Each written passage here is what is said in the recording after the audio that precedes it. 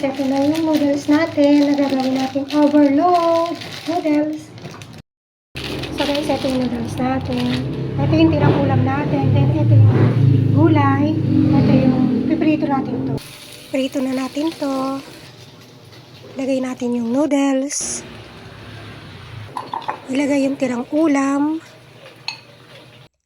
Ilagay ang gulay. Okay na. Luto na siya. O diba? Ilagay na natin yung toppings. Ilagay natin yung ham na pinritong itlog. O yan na. Okay na. Hello guys. Ito na yung ating overload noodles. Diba? Noodles na siya sa sarap.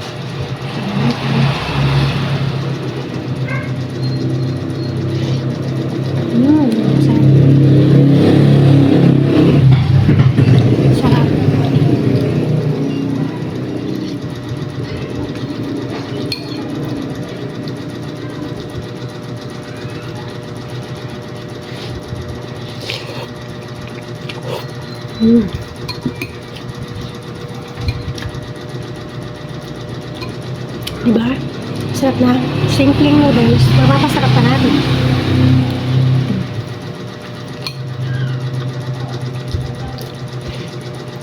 Sarap na sabaw.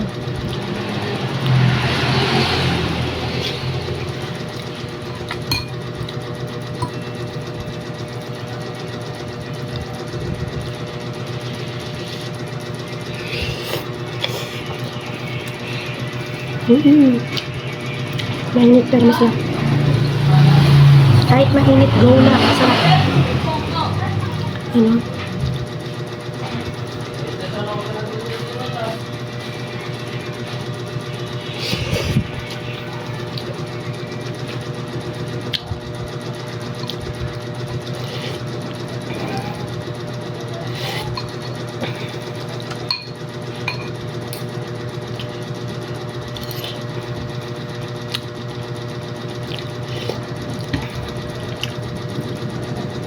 Itlog.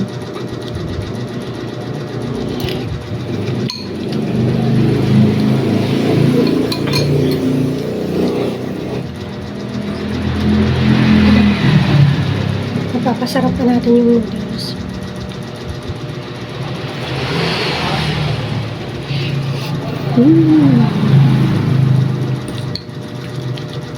Try nyo na nito guys. Masarap.